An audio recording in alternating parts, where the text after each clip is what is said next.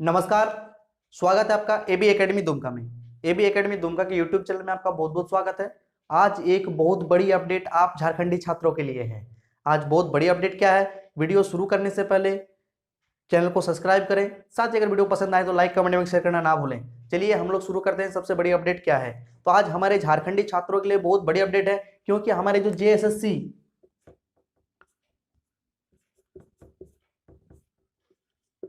JSSC CGL की vacancy आ चुकी है। जेएसएससी सीजीएल की वैकेंसी आ चुकी है, ठीक है। 4 पदों पे ये वैकेंसी आई है। लमसम 1000 के आसपास आपका पोस्ट है। ये बहुत ही अच्छी खुशखबरी हमारे झारखंडी छात्रों के लिए है। तो आज हम लोग इसी के बारे में चर्चा करेंगे। क्या योग्यताएं होगी, उम्र सीमा क्या होगी, उसमें सिलेबस क्या होगी, फीस कितने लगेंगे, कब से ऑनलाइन होगी, कब आप इसका प्रिंट आउट ले सकते हैं, कब फोटो अपलोड होगी, कब अगर हमारे फॉर्म में कोई विसंगतियां रह जाती है तो उसमें सुधार कब तक कर सकते हैं, साथ ही हमारी एग्जाम कब तक हो सकते हैं, इसके बारे में भी हम लोग चर्चा करेंगे। हम लोग बिंदुवार सभी चीजों पर चर्चा करेंगे। साथ ही एबी एकेडमी दुमका आपके ऑनलाइन ऑफलाइन कोर्सेज चलाती है, जिसमें से आप जेएसएससी सीजीएल की आपकी पूरी तैयारी एबी एकेडमी दुमका कराएगी। चाहे तो आप हमारे क्लासेस को ज्वाइन कर सकते हैं। तो चलिए हम लोग वीडियो को शुरू करते हैं। जैसे हम लोगों ने कहा कि पदों की संख्या, तो पदों की जो संख्या है, तो सबसे पहले देखिए सहायक प्रशाखा पदाधिकारी। सहायक प्रशाखा पदाधिकारी में 384 पोस्ट है। सहायक प्रशाखा पदाधिकारी 384 पोस्ट है। हमने कहा था 350 से 400 के बीच सीट आएगी। पिछले हमने जो वीडियो बनाया था उस वीडियो को हम लोग आपके आई बटन पे या फिर लास्ट में, वीडियो के लास्ट में दे देंगे, चाहे तो आप उसको भी देख सकते हैं। हमने पहले भी इसको डिस्क्राइब किया था कि कितनी सीटें आने वाली है। जैसे कि आप सभी को पता है, जेएसएससी सीजीएल की वैकेंसी में जो फीस है वो फीस कितनी रखी गई है। तो आपकी जो फीस है जनरल और ओबीसी के लिए 1000 रुपये की होगी, ठीक है। अगर आप जनरल कैंडिडेट है या ओबीसी कैंडिडेट है तो आपको जो फीस है वो 1000 रुपये की होगी। साथ ही अगर आप एसटी या एससी कैंडिडेट है तो आपकी जो फीस है वो 250 रुपीज होगी, 250 रुपये की होगी। तो इसको आप लोग गांठ बांध लीजिए। सरकार को जैसे सीजीएल की फीस 100 रुपये करनी चाहिए थी। सरकार जैसे पहले भी कही थी कि हम इसकी जो फीस है वो 100 रुपये करेंगे, तो सरकार वादा खिलाफी तो कर ही रही है। लेकिन अभी जो हमारी फीस आई है जनरल और ओबीसी की फीस 1000 रुपये है, और एसटी एससी जो है उनका फीस 250 रुपये का है ना। तो चलिए कुछ और चीजों पे हम लोग चर्चा कर लेते हैं। बिंदुवार चीजों को भी हम लोग चर्चा करेंगे। सभी चीजों को हम लोग देखेंगे क्या क्या है हमारी और क्या क्या इसमें मांगा गया है। तो हमारी जो वर्तमान में 4 पोस्ट है। 4 पोस्ट क्या क्या है, तो पहला पोस्ट है सहायक प्रशाखा पदाधिकारी, दूसरा है कनीय सचिवालय सहायक, तीसरा है प्रखंड आपूर्ति पदाधिकारी, चौथा है प्लानिंग असिस्टेंट। इनमें से जो सबसे व्हाइट कॉलर जॉब है ये सहायक प्रशाखा पदाधिकारी का है। तो सहायक प्रशाखा पदाधिकारी में अगर आपका नौकरी हो जाती है तो ये बहुत ही बड़ी बात है।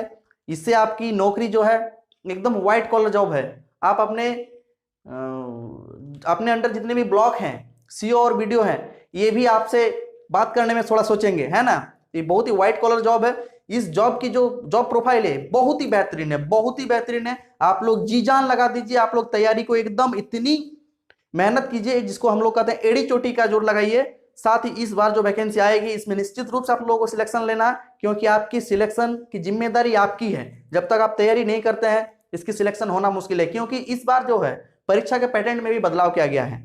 परीक्षा के पैटर्न में बदलाव किया गया। परीक्षा के पैटर्न में क्या बदलाव किया गया है, तो परीक्षा के पैटर्न में अब आपका पीटी और मेंस नहीं होगा, एक ही परीक्षा होगा मेंस, ठीक है। एक ही परीक्षा होगा मेंस, और मेंस का जो पेपर 2 और पेपर 3 है, पेपर 2 और पेपर 3 को मिलाकर आपका कॉमन मेरिट लिस्ट बनाया जाएगा। पेपर 2 और पेपर 3 को मिलाकर क्या बनाया जाएगा, कॉमन मेरिट लिस्ट बनाया जाएगा, जो आपको मिलने वाले। ऊपर से जो 3 पोस्ट है सहायक प्रशाखा पदाधिकारी, कनीय सचिवालय सहायक और प्रखंड आपूर्ति पदाधिकारी, तीनों में ही आपकी अगर नौकरी होती है तो लाइफ सेट है। चौथा भी खराब नहीं है, प्लानिंग असिस्टेंट, ये भी बहुत अच्छी जॉब है, लेकिन ये 3 सबसे बेस्ट है, ठीक है। तो चलिए कुछ योग्यताओं के बारे में बात करते हैं। अभी उम्र सीमा के बारे में बात करते हैं। अभी हम लोग बात करेंगे उम्र सीमा। तो ये जो है मुख्य रूप से हमारी जो है उम्र सीमा की हम लोग बात करें तो उम्र सीमा क्या है, तो अधिकतम उम्र सीमा आपका अलग अलग है, और न्यूनतम उम्र सीमा जो है आपका 21 वर्ष रखी गई है। न्यूनतम उम्र सीमा क्या रखी गई है, 21 वर्ष। चाहे वो आप एसटी एससी जनरल ओबीसी जो भी है, आपकी जो न्यूनतम उम्र सीमा है वो 21 वर्ष है, और अधिकतम उम्र सीमा जो है वो अलग अलग है। तो देखिए हम लोग इसको देख लेते हैं। तो जनरल के लिए अधिकतम उम्र सीमा अगर आपका 35 वर्ष हो रही है तो आप फॉर्म भर सकते हैं, अधिकतम आपको 35 वर्ष होना चाहिए। अगर BC1 या BC2 है तो आपको 37 वर्ष आपकी अधिकतम उम्र सीमा मिलेगी, ठीक है। मतलब जनरल से 2 साल की छूट मिलती है, 2 साल ज्यादा मिला है।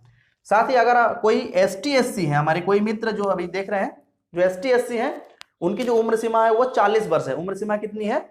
40 वर्ष, चाहे वो पुरुष है या महिला, दोनों के लिए 40 वर्ष रखी गई है। साथ ही अगर कोई कैंडिडेट जो जनरल है, BC1 या BC2 में आते हैं, वो महिला है, कौन है? महिला है, तो उनके लिए 38 वर्ष रखी गई है। उनके लिए कितना रखी गई है उम्र सीमा?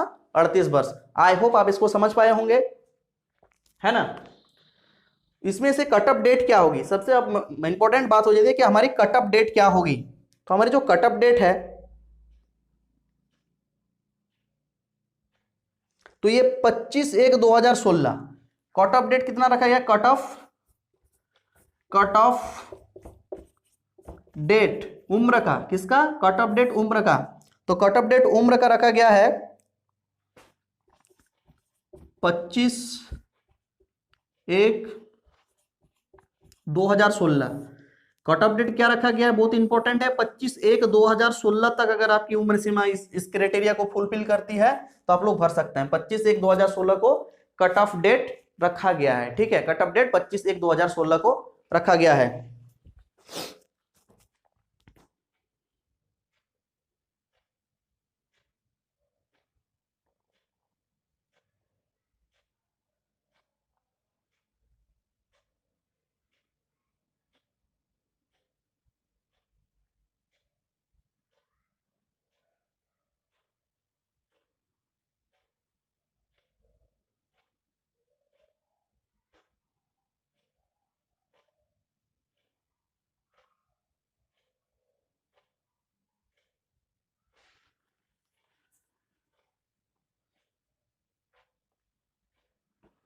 आपका जो कट ऑफ डेट है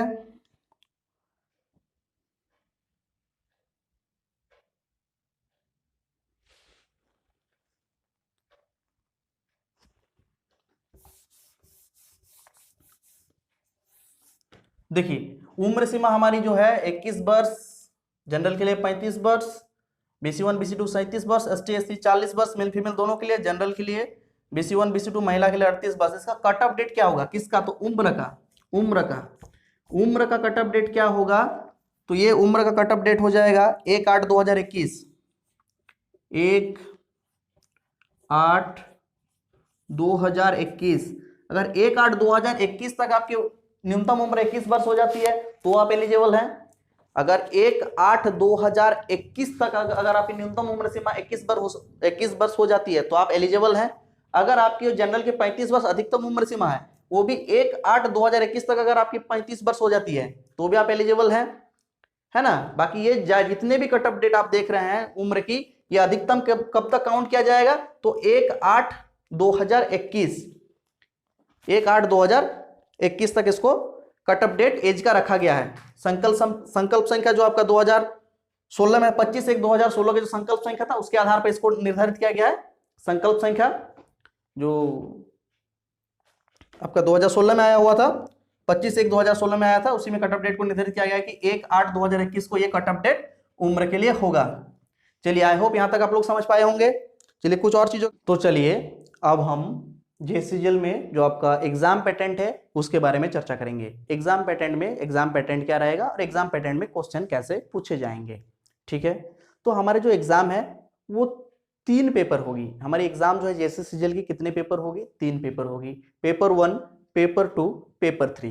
पेपर 1 आपका क्वालिफाइंग नेचर का होगा। पेपर 2 और पेपर 3 मिलाकर आपका कॉमन मेरिट लिस्ट बनाई जाएगी। अब हम लोग बात करेंगे कितने प्रश्न होंगे और उसमें कितने समय मिलेंगे आपको, आपकी मार्क्स कितनी मिलेगी, और अगर आप गलत सवाल का जवाब देते हैं तो आप कितनी मार्क्स कटेंगे।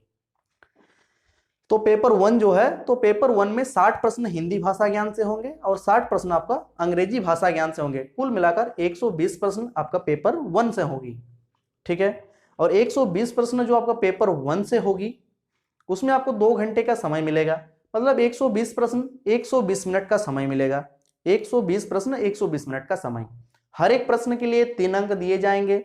अगर 3 प्रश्न अगर आप गलत करते हैं तो एक सही प्रश्न के अंक काटे जाएंगे, मतलब 1/3 का निगेटिव होगा।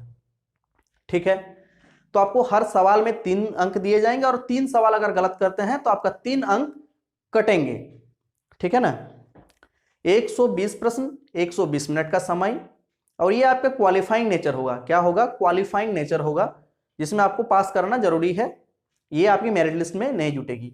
30% मार्क्स लाना अनिवार्य है। 30%, पेपर 1, पेपर 2, पेपर 3, तीनों ही पेपर में 30-30% मार्क्स लाना अनिवार्य है। तो पेपर 1 के बारे में हम लोगों ने बात कर लिया। अब आता है हमारा पेपर 2। पेपर 2 जो है, तो पेपर 2 आपका जनजातीय भाषा से है। पेपर 2 जनजातीय भाषा। ये जनजातीय भाषा क्या होती है? तो हमारे झारखंड के जेएसएससी के द्वारा कुछ भाषाओं को जनजातीय भाषा के रूप में मान्यता दी गई है और उनकी आपकी एग्जाम देनी होगी। जैसे आपके खोरठा हुआ, कुरमाली हुआ, कुड़ुक हुआ, है ना। तो इन सारे भाषाओं को मिलाकर हम सारे लिस्ट आपको दे देंगे। डिस्क्रिप्शन में आप पूरे नोटिफिकेशंस का लिंक मिलेगा, जिससे आप अपने नोटिफिकेशन देख सकते हैं। तो ये जो भाषा है, पेपर 2 में भाषा का 100 प्रश्न होंगे। कितने प्रश्न होंगे? 100 प्रश्न होंगे। और 100 प्रश्न के लिए आपको 2 घंटे का समय मिलेगा। कितने समय मिलेंगे? 2 घंटे का समय मिलेगा। इसमें सिलेबस में दे दी गई है कि आपको कौन कौन से पोर्शंस पढ़ने हैं। आप जिस भी भाषा को सिलेक्ट करते हैं, जिस भी भाषा को आप चुनते हैं, उस भाषा में आपका पूरा सिलेबस दिया हुआ है कि आपको क्या पढ़ना है। तो 100 प्रश्न 120 मिनट में आपको सॉल्व करने। जनजातीय भाषा, इसमें भी आपको 30% मार्क्स लाना अनिवार्य है। और ये पेपर इसलिए इंपॉर्टेंट है क्योंकि इसका जो नंबर है वो मेरिट लिस्ट में जुटेगा। पेपर 2 का नंबर मेरिट लिस्ट में जुटेगा। ठीक है। अब अगला आता है हम लोग का पेपर 3। पेपर 3 में 150 प्रश्न होंगे। पेपर 3 में 150 प्रश्न होंगे। 150 प्रश्न में आपको सिर्फ 2 घंटे का समय मिलेगा। मतलब आप यूं कहें कि ये थोड़ी सी टफ सेक्शन होने वाली है, क्योंकि 120 मिनट में आपको 150 प्रश्नों के जवाब देने हैं। 150 प्रश्न के जवाब आपको सिर्फ 120 मिनट में देने हैं। समय कम है, क्वेश्चनों की संख्या ज्यादा है, तो निश्चित तौर पे एक एग्जाम थोड़ी सी टफ हो जाएगी। और जो आपकी मेरिट लिस्ट है, ये निर्णायक घड़ी जो है तो वो आपकी पेपर 2 और पेपर 3 ही मिलाकर बनेगी। पेपर 3 के लिए आप लोगों को बहुत ज्यादा मेहनत करने हैं, है ना। अब पेपर 3 में क्या क्या सवाल पूछे जाएंगे? तो पेपर 3 में सबसे पहला सेक्शन आता है हम लोग का सामान्य अध्ययन से। आपको 30 प्रश्न पूछे जाएंगे। सामान्य अध्ययन से कितने प्रश्न पूछे जाएंगे? तो सामान्य अध्ययन से आपको 30 प्रश्न पूछे जाएंगे। सामान्य विज्ञान से आपको 20 प्रश्न पूछे जाएंगे। सामान्य विज्ञान से 20 प्रश्न पूछे जाएंगे। साथ ही सामान्य गणित से भी आपसे 20 प्रश्न पूछे जाएंगे, है ना। गणित से आपको 20 प्रश्न आएंगे। इसके बाद आपकी जो हम लोग रीजनिंग बोलते हैं, है ना, मानसिक जांच क्षमता, जिसको मानसिक जांच क्षमता बोलते हैं, उससे भी 20 प्रश्न आएंगे। ठीक है। रीजनिंग का 20 प्रश्न रहेंगे। आपका कंप्यूटर ज्ञान से 20 प्रश्न रहेंगे। कंप्यूटर ज्ञान से कितने प्रश्न रहेंगे? तो 20 प्रश्न रहेंगे। साथ ही आपका जो झारखंड से संबंधित ज्ञान है, इसमें 40 प्रश्न रहेंगे। झारखंड का जो जीके जीएस है, इसकी वेटेज बहुत ज्यादा है। झारखंड जीके का वेटेज बहुत ज्यादा है। तो आप समझ सकते हैं 40 नंबर पूछे जाएंगे। कुल मिलाकर आपके 150 प्रश्न होते हैं। सबसे पहले हो गया हम लोग का सामान्य अध्ययन 30 प्रश्न, सामान्य विज्ञान 20 प्रश्न, सामान्य गणित 20 प्रश्न, मानसिक जांच क्षमता 20 प्रश्न, कंप्यूटर ज्ञान 20 प्रश्न और झारखंड राज्य से संबंधित ज्ञान 40 प्रश्न। कुल मिलाकर आपको 150 प्रश्न होते हैं और आपको समय मिलेगा 2 घंटे का। प्रत्येक सही उत्तर में आपको 3 अंक मिलेंगे और प्रत्येक 3 गलत उत्तर पे आपका एक सही उत्तर का मार्क्स जो है वो कट जाएगा, मतलब 1/3 का नेगेटिव होगा। पेपर 2 और पेपर 3 में भी 30% मार्क्स लाना अनिवार्य है क्वालिफाई करने के लिए, है ना। AB एकेडमी दुमका आपकी सारे पेपर की तैयारी कराती है। आप चाहें तो हमारे ऑनलाइन और ऑफलाइन दोनों कोर्सेज को ज्वाइन कर सकते हैं। बहुत ही कम फीस में आप हमारी क्लासेस को ज्वाइन कर सकते हैं। ऑनलाइन क्लासेस आपकी दोनों वर्जन पे चलेगी। एक पेड क्लासेस भी हैं और हमारी फ्री क्लासेस भी हैं। आप चाहे तो पेड कोर्सेज को भी ज्वाइन कर सकते हैं, साथ ही अगर आप चाहे तो फ्री क्लासेस भी कर सकते हैं। आपको दोनों का ही क्वालिटी बहुत ही बेहतरीन होगा। साथ ही जो हमारे संथाल परगना क्षेत्र से हैं, दुमका के आसपास के जिले के क्षेत्र से जो हैं या दुमका में रहते हैं, वे हमारे ऑफलाइन क्लासेस को भी ज्वाइन कर सकते हैं। AB एकेडमी दुमका को आप लोग गूगल से भी सर्च कर सकते हैं। यूट्यूब में भी AB एकेडमी दुमका तो आप लोग देख ही रहे हैं, है ना। तो जो हमें यूट्यूब के माध्यम से देख रहे हैं वो चैनल को सब्सक्राइब करें, साथ ही नोटिफिकेशन बेल को प्रेस करें ताकि आपको हर वीडियो का नोटिफिकेशन सबसे जल्दी मिल सके। तो ये हमारी होगी एग्जाम्स पैटर्न, ठीक है ना। ये हमारी कुछ एग्जाम पैटर्न होगी। इसी एग्जाम पैटर्न पे आपका पेपर 2 और पेपर 3 मिलाकर आपका कॉमन मेरिट लिस्ट बनेगा, और यही कॉमन मेरिट लिस्ट आपका निर्णायक जीत की आप जो रास्ते हैं उसको प्रशस्त करेगी, है ना। अब हम लोग कुछ ऑनलाइन के तिथियों के बारे में चर्चा करेंगे, ऑनलाइन के तिथियों के बारे में चर्चा करेंगे। चलिए अब हम लोग कुछ ऑनलाइन के डेट के बारे में चर्चा करते हैं। ऑनलाइन कब से आपके स्टार्ट हो रही है, ऑनलाइन कब खत्म होगी, फोटो और सिग्नेचर आप कब तक कर सकते हैं, साथ ही आप उसका प्रिंट आउट कब तक ले सकते हैं, और अगर आपने कोई गलती भर दिया है फॉर्म तो उसको आप लोग कैसे सुधार कर सकते हैं, है ना। तो देखिए आपका जो ऑनलाइन स्टार्ट है वो 15 जनवरी 2022 से शुरू हो जाएगी। ऑनलाइन स्टार्ट कब से शुरू हो जाएगी, तो ऑनलाइन स्टार्ट आपका 15 जनवरी 2022 से शुरू हो जाएगी, और जो लास्ट डेट है फॉर्म अप्लाई करने का वो 14 फरवरी 2022 तक है। 15 जनवरी से शुरू होगी और 14 फरवरी तक ये चलेगी, मतलब 1 महीने का समय आप लोगों को ऑनलाइन अप्लाई करने का मिलेगा। साथ ही आप जैसे फॉर्म अप्लाई करते हैं तो साथ में आपका पेमेंट और फोटो और सिग्नेचर अपलोड होती है ना, पेमेंट और फोटो और सिग्नेचर अपलोड होती है। इसके बाद अपना प्रिंट आउट ले सकते हैं। इसमें जो प्रोसेस है वो आपका लगभग 24 घंटे का समय लेती है ना, हर स्टेज को पूरा करने में लगभग 24 घंटे का समय लगता है ना। तो देखिए 15 जनवरी को ऑनलाइन स्टार्ट होगा और 14 फरवरी को ऑनलाइन डेट जो है वो आपका अप्लाई का लास्ट डेट है। फोटो हस्ताक्षर अपलोड तथा प्रिंट आउट का लास्ट डेट, मतलब अगर आपने किसी ने फोटो सिग्नेचर अपलोड नहीं किया है और उसका प्रिंट आउट, अपने एप्लीकेशन फॉर्म का प्रिंट आउट नहीं लिया है, तो उसको आप लोग 18/2/2022 तक ले सकते हैं, ठीक है। 18/2/2022 मध्यरात्रि तक ले सकते हैं, ठीक है, मतलब 18 फरवरी तक आप इसको ले सकते हैं। अगर आपने फॉर्म भरते वक्त कोई भी गलती या विसंगति आपसे हो गई है, तो अगर आपने गलती को सुधारना चाहते हैं तो गलती को सुधारने के लिए जो है आपका लिंक 19/2/2022 से एक्टिव कर दी जाएगी। 19 तारीख से 19 फरवरी से आपकी लिंक एक्टिवेट कर दी जाएगी। सुबह 11 बजे से मध्यरात्रि 21/2/2022 तक चलेगी। मध्यरात्रि 21/2/2022 के मध्यरात्रि तक ये आप अपना मॉडिफिकेशन कर सकते हैं। तो आप लोग जैसे जान गए 14 फरवरी तक लास्ट डेट है, 15 जनवरी से शुरू हो रही है, 14 फरवरी लास्ट डेट। इसके बाद आपकी 18 फरवरी से फरवरी तक आप लोग प्रिंट आउट ले सकते हैं अपना फॉर्म का, फोटो और सिग्नेचर लास्ट डेट है अपलोड करने का। अगर आप में कोई गलती हो गया है फॉर्म में तो 19/2/2022 से लेके 21/2/2022 तक आप फॉर्म में सुधार कर सकते हैं। तो ये हो गए कुछ ऑनलाइन के डेट्स, है ना। तो चलिए अब हम लोग न्यूनतम आहर्तांक, जिसको हम लोग कहते हैं मिनिमम क्वालिफाइंग मार्क्स, जो आपकी होने चाहिए। आपको कम्युनिटी वाइज जो आप ST SC OBC जनरल या फिर ट्राइबल्स जो हैं उनके लिए अलग अलग निर्धारित किए सरकार के द्वारा, उसके बारे में भी हम लोग चर्चा करेंगे। अगर आप जनरल से हैं या EWS का लाभ ले रहे हैं, जनरल या EWS, जनरल या EWS का अर्थ हुआ जो इकोनॉमिकल वीकर सेक्शन, जो जनरल को 10% आरक्षण मिलता है, या फिर जो आप जनरल कैंडिडेट हैं तो आपको 40% मार्क्स लाना पड़ेगा तभी आपका मेरिट लिस्ट बनेगा। ओवरऑल कितना परसेंट मार्क्स आना है, 40% मार्क्स आना है, और हर पेपर में 30% जरूरी है, हर पेपर में 30% जरूरी है, और साथ ही आपका जो टोटल मार्क्स है उसका 40% होना जरूरी है। न्यूनतम आहर्तांक जो है आपका 40% आना जरूरी है।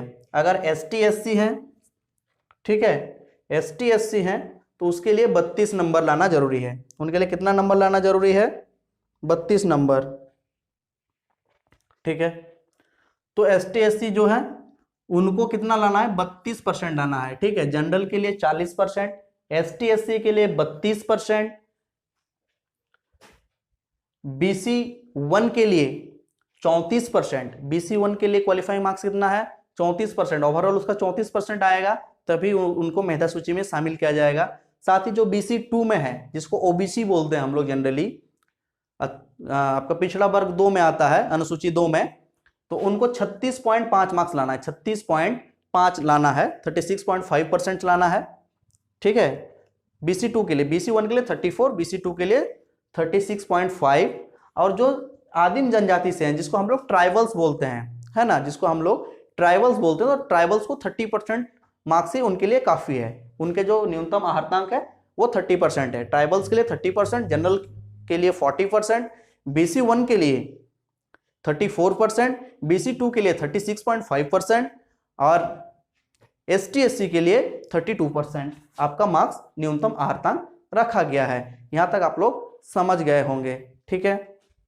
इसमें जो आपकी फीस की बात हमने कहा था, तो जनरल ओबीसी के लिए, जनरल BC1 BC2 के लिए 1000 रुपये रखी गई है, और ST SC के लिए जो है वो आपकी 250 रुपये फीस रखी गई है ना।